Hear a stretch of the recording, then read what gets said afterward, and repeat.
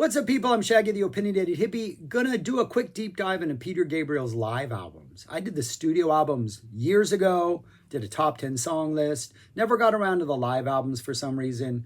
Recently, he dropped a live album that I did a review about a week ago, 2 weeks ago, in the big room, which I've been listening to often in the last couple weeks and really enjoying. That's inspired me to go back and listen to a couple of these albums. So I'm gonna do rank the 5 that have been released on CD, including the recent one in the big room. There was a release in like 2014. There was a DVD Blu-ray release. I don't think there was a solo CD component. It's not on streaming. I think it was called Back and Front, or it was an interesting DVD. I saw the DVD right when it came out at a friend's house. I didn't watch the whole thing, but started off kind of interesting where he's like, it was all the house lights were on and it was acoustic, and then they slowly got darker to more of like an official show as it went on. It's all I remember about it, but it's not on CD. It's not something I've listened to a lot, so I don't really have opinions on it. I might try to check it out on DVD if it's recommended in the comments below. Maybe I'll seek it out. But got 5 albums, gonna rank them, and that's it. The Frank Zappa connection is Chester Thompson played in Genesis, which was a little band that Peter Gabriel was a part of before he went solo and did these solo albums. So yeah, that's the only connection I need, that Chester Thompson. So anyways, let's get on to it. 5 albums, and number 5 is Secret World Live. This is compiled from 2 nights in Italy in November of 93. It was released in 94. This is on the Us tour. This is at the bottom of the 5 because I saw this tour. I thought it was fantastic. Had to drive all the way to Houston to see this show. It was in the middle of the summer that I saw this show. It was like it was a Friday night. Had just graduated from Cal like 2 months earlier, and I was in this really intensive education program, so I could get a teaching certificate. So I had class. I didn't have class on Friday. Had class Thursday night. And then I drove to Houston on Friday, hung out in Houston during the day, went and saw the show. But I had school on Saturday because part of this intensive program was we had school every other Saturday from like 8 to 5. It was super intensive, but paid off in the end. So drove to Houston, saw this show, drove back. But it's at the bottom because I really think a lot of what Peter Gabriel does live, it's an entire experience. And I think he recognizes that some of his songs are slower. So he's bringing more to like the visual element. Obviously, that doesn't come across on a CD. And I do think the set list on this just doesn't work. There are way too many slow songs early that really, I think, bogged down the first half of the show, especially revisiting it. I didn't feel that at the time, but listening to it, I do. Opens up with Come Talk to Me, which I think is a great opener because it starts off, it's a very dramatic opening, then we drop into the song, and there's a great visual element in the actual show of him being on a telephone, which was cool. But I think it's a good opening, and the percussion is really strong on this. Then we get Steam, which I think works. Starts off with like a slow little quiet steam jam, as it's called, and then Steam drops. It's a good number, sort of a Sledgehammer light, if anything, but it's a good second song. That opening part's like a minute and a half, that after Come Talk to Me as a set piece kind of lets you seek into this. But then what happens next, I think, really bogs down this part of the show. Across the River, which was a song he did with Stuart Copeland for that WOMAD release in like the early 80s. It's really long. I think it's like 8.5, 9 minutes long. It's too slow for this part. It kind of slowly builds. It takes too long to build. In the real show, I'm pretty sure Games Without Frontiers was the 3rd song. And so maybe had they included that, they don't, it would flow a little better. But listening to it, it's just takes too long. Then the next song is Slow Marimbas off Birdie. Again, atmospheric, moody, works as a connective tissue between Across the River and Shakin' the Tree that follows. But Shakin' the Tree, it's this very loose jam session, but it feels more like an end of the show, loose percussion-oriented jam session. It is a song, but it just has this loose vibe that I don't think works early in this song. Red Rain follows, which isn't actually a part of the show. After the actual show ended, Gabriel was like, hey, people, don't go home. We're going to do a couple more songs for the video. Red Rain was one of them. You can tell Peter knew it was needed at this point in the set because he threw it on. It just kind of lacks some weird kind of urgency. I don't know. It's not a very effective Red Rain. I do like the fact that the trust of a child, he kind of undersells that point and runs through it. Then you get the Blood of Eden, which is super low key. You get the always awesome San Jacinto, but the energy at this point is just kind of, we're very much in this low energy pocket right here. Then we get Kiss That Frog, which pretty much works because we've been this long sort of mellow spell. It's interesting to hear a harmonica in any Peter Gabriel song. Don't think that ever works. Washing of the Water, super chill, sparse song. Salisbury Hill, which is always awesome. The keyboards, not sure the keyboards, a little intrusive in this song. I think there's too much going on early. The best versions of this keep it as sparse as possible early and then build and add instrumentation as we go. This one kind of throws it all in early. It's probably my least favorite of the Salisbury Hills that have been released. Digging in the Dirt works really well, just works well musically. I love the mix of like drum machines and real instruments. Peter's in this. It's a good song. Sledgehammer is fun. I love Sledgehammer. He's in, he's out. There's no build up. There's no sing along at the end. Let's just do this song. We get Secret World, which I'm always surprised at how much I enjoy this as an end of the show closer. It works really well. There's that middle jam that kind of just like, brings some energy towards the end. Don't Give Up. The bass playing sounds amazing. Tony Levin is a god. I think Paula Cole's doing the duet on this. And then we close with In Your Eyes, which just is like your 11-minute drawn out feel good encore number, which I never want to listen to on CD. But whenever I see it live, I'm like, yeah, this is a good time.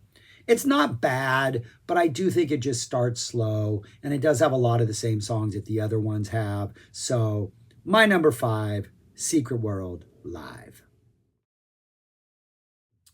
Number 4 is Live Blood, a 2012 release of shows that were recorded in London, April 23rd, April 24th, 2011.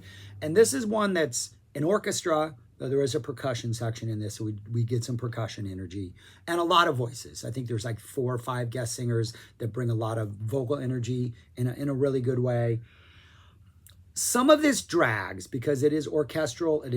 We're definitely operating on this really almost like just static level down here. The highs are not too egregious, but when they do bring the highs, it's pretty fascinating. After the first disc, I listened to this. I was like, this is probably going to be number 5. It's too much of the sameness.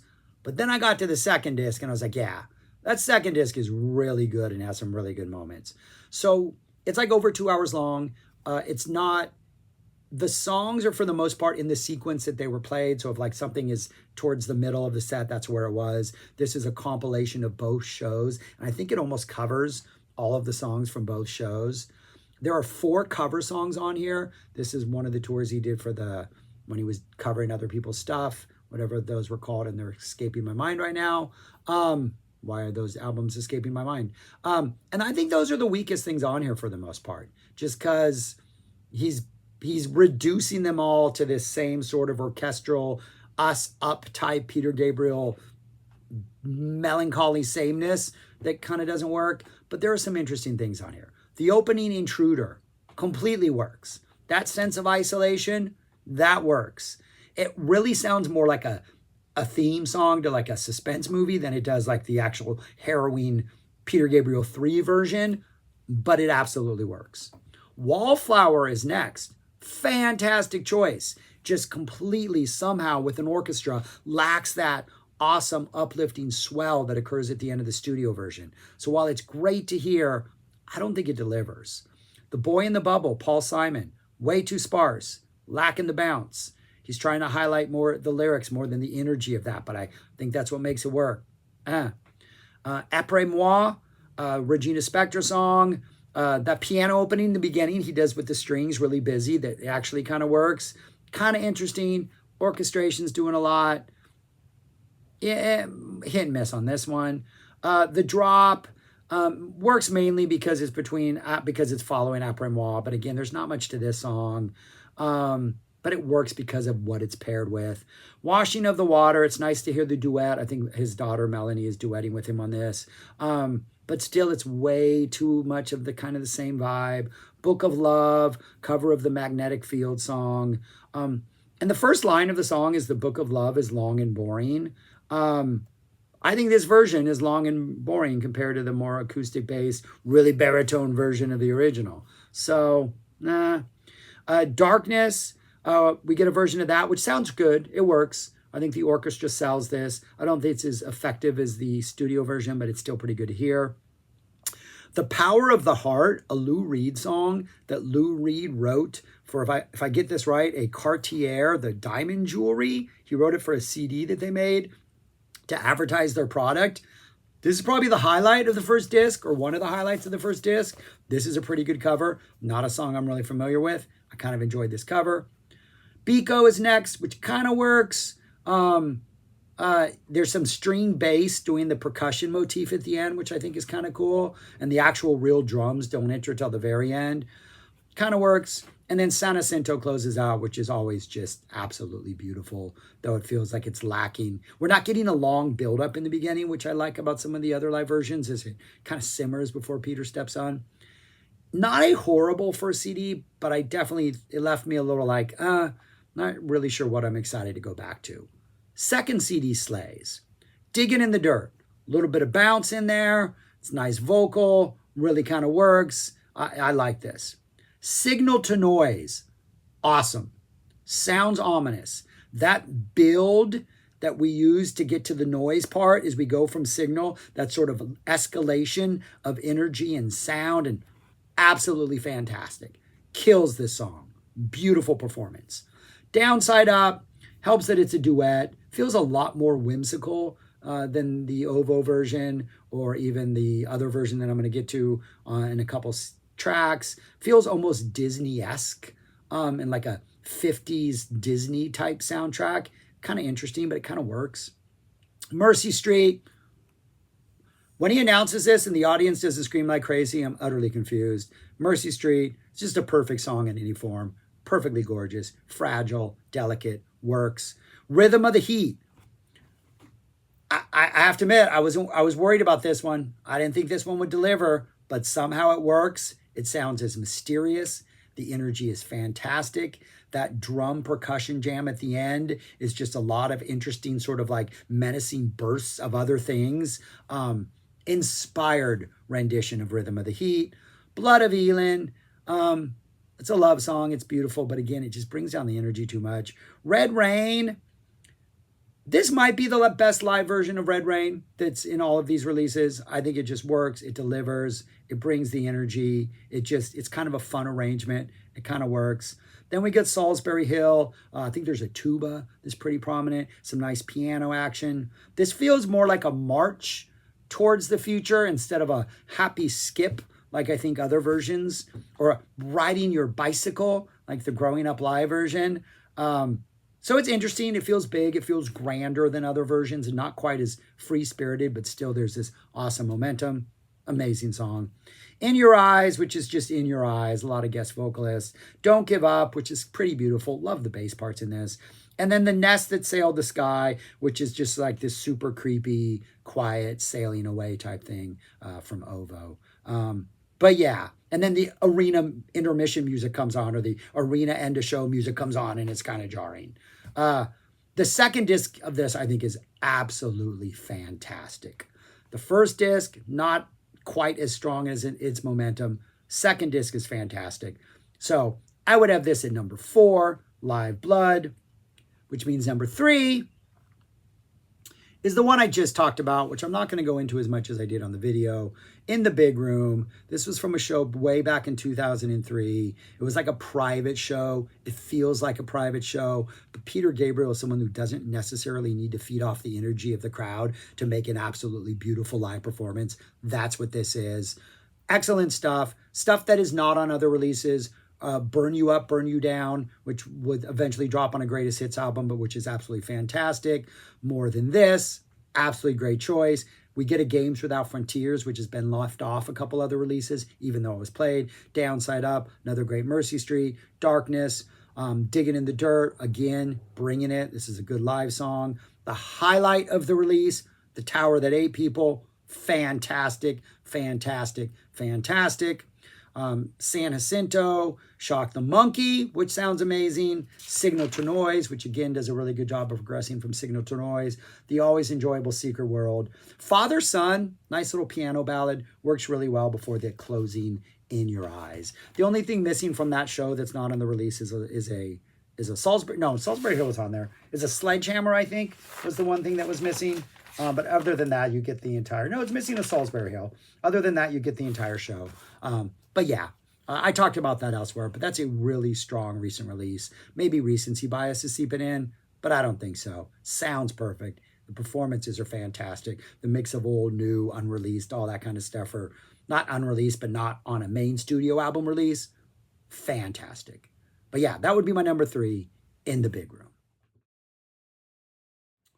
Number 2 is Growing Up Live, a 2019 CD release. The DVD release was like 2004, 2003, off some 2003 shows. I think there were 2 shows in May of 2003. There was a DVD for this that I had for years that I loved, that I wish that they had released the CD for, and then they did. And I still think it's fantastic. I saw this tour also in July. Was this the tour? No, this was not the tour.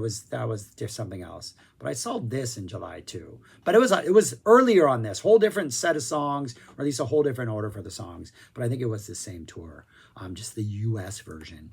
But yeah, that was in 2003. But anyways, the set list is fantastic. The performances are fantastic. If you get a chance to watch the DVD, the visuals are amazing. Here Comes the Flood, piano, voice, opens it up, stark, gorgeous. What more could you ask for? Then we go into Darkness. Excellent. Second song. That awesome part. Great song. Then we get Red Rain. Awesome 1, 2, 3 punch to open the show. Bass and drums are super tight on this. This has more momentum than the Secret World version because it's in the actual flow of the show. Really, really works. I think this opening 3-song salvo sets up the rest of the show nicely. Then we get Secret World, which is a closer eventually in other shows. Later on, he realized this is a great closing number.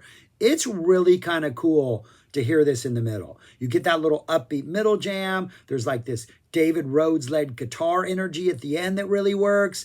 4 songs in, like we are just like doing something different with every song, but keeping the energy high, sustaining it. And this is without even seeing the visual element. It was in the round. There was some crazy stuff going on.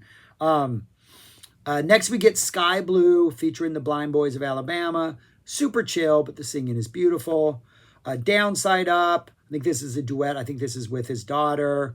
Another kind of chill song. It's got some upbeat energy, but I definitely think we're lowering the temperature a little bit here.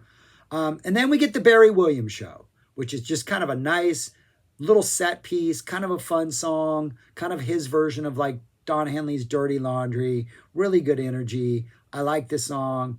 More Than This, another great song that I think doesn't get the recognition it deserves.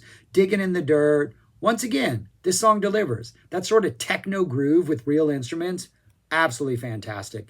The intro is not as long as it is on Secret World. Secret World, I think it's like a nice long where you're just in this like groove. Don't even care if there's vocals. This one, we start the song off pretty early. Growing Up, another one that has that great techno real instrument, weird little Peter Gabriel, whatever it is he does, techno funk, proggy stuff. Fantastic. Animal Nation, which is from the Wild Thornberries, which is absolutely amazing. This is super long. It's not a bad song. It's just kind of this feel-good type energy thing. He does band introductions. The crowd is awesome in the band introductions. And then we get the race home to the finish line. We get a Salisbury Hill, which, if you're going to watch one Salisbury Hill, watch the live version of this. It is exhilaratingly fun. but it's also a great performance. It has just so much bounce to this. I think this might be the best live version.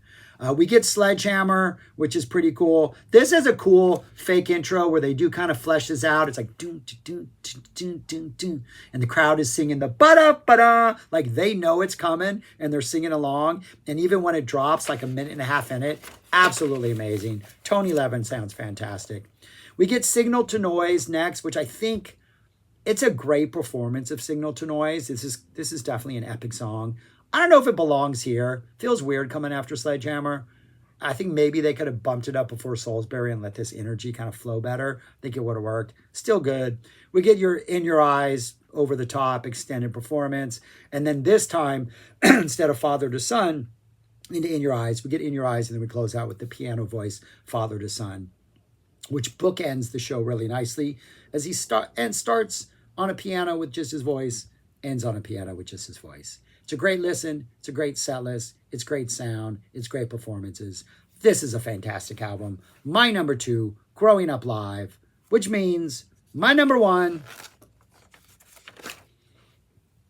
is his first.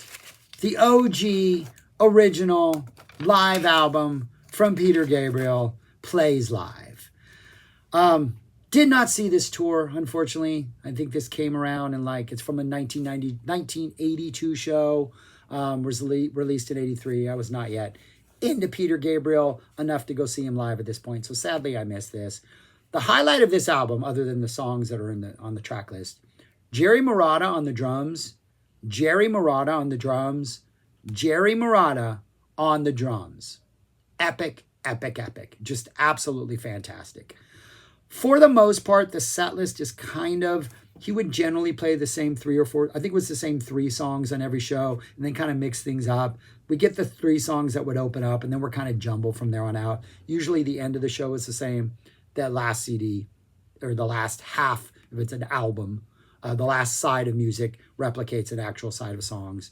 You just can't go wrong because it's songs from the first 4 albums, plus an unreleased song called I Go Swimming, which is an absolute romp. But this is fantastic. I like the fact that on this album and Secret World, and I even think Growing Up Live, those 3 especially, the audience is very dominant in his mixes. He lets us hear that audience sound and those reactions. I like that. I don't like when it's a too sterile sound. Plays Live kind of sounds like you're in the arena. Like it's not the best sounding live album from Peter Gabriel. And the first time I heard it, the first couple times, I can't say I was immediately blown away, but over the years, this is the one I go back to, the one I find fascinating, the one that Marotta just completely blows me away. But you just can't go wrong with the set list. Rhythm of the Heat. The only thing disappointing about this, that drum solo at the end, or the drum jam, just not as epic as the studio version. The drums even seem a little too low in the mix, but it's an awesome performance. Eye of the Touch is fantastic. That big drop in the middle is not as big as the drop on the album, but I think it's still a really good performance. Just that foundational rhythm seems a little more important in this version than it does on the studio version. Not One of Us. I would say the highlights of this album, the songs that for some reason really, really stand out. Not One of Us, off Peter Gabriel 3. Intruder, off Peter Gabriel 3. No Self-Control, Peter Gabriel 3. I Don't Remember, Peter Gabriel 3. For some reason, those songs, I think there's a purposeful, cold, sterile, alienating sort of sound on Peter Gabriel 3 that works to enhance the lyrics and enhance this sense of isolation. Here you get the energy of those songs, and I think they actually, I can't say they're better than Peter Gabriel 3 because that album's just amazing, but they provide something different in a live setting that I think those are the songs that benefit the most. But then you get Not One of Us, which is just fantastic. Feels like a much bigger song than the studio version. Family Snapshot, the drums and the bass on this elevate this to another level. That's another song off Peter Gabriel 3 that I think is better in the live version. DIY, which is super fun. Peter Gabriel's having a fun time performing this. Family in the Fishing Net. The Marotta 11 rhythm section is ridiculous. What an absolutely perfect song. Intruder, it's definitely not as creepy, but it's bigger and it's menacing, just in a completely different way. It's that haunting motif in the middle is super cool. It almost feels like a whimsical Joker vibe, like the movie The Joker, the one with what's his name, the guy who has a brother, Phoenix. It just, that middle section, that kind of menace, like, oh, like, you know, there's crazy involved, but you're not really sure what that crazy is. A little more robotic and hypnotic. It's just really good version.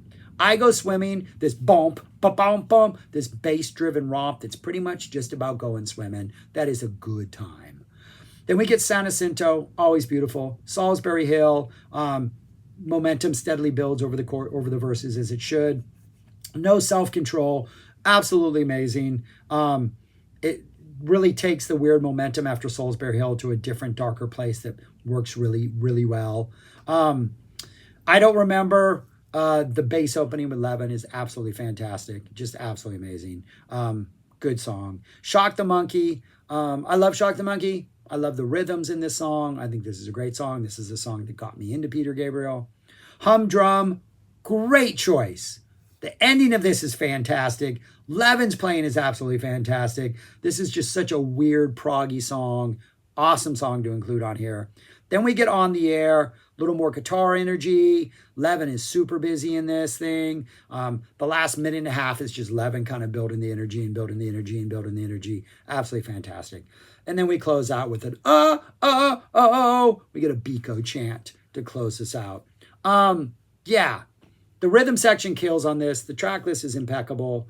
There really nothing compares to Peter Gabriel live as seeing him. Like, none of these albums really can capture what the experience is like because the visual element is so strong. But I do think this is his best live album. My number one would be his first, Plays Live. And that is what they look like in typewritten form right there. Again, I don't think any of them are bad.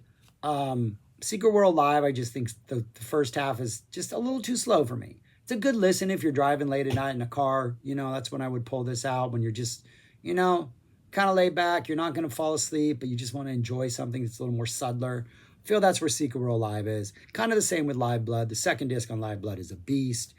In the Big Room, the recent release is fantastic. And Growing Up Live and Plays Live, I think, are easily his two strongest. Just set list, performance-wise, sound-wise, what he's doing with the songs, the sequencing, all that stuff is just really good. But Plays Live is just, it's just Jerry Marotta, man.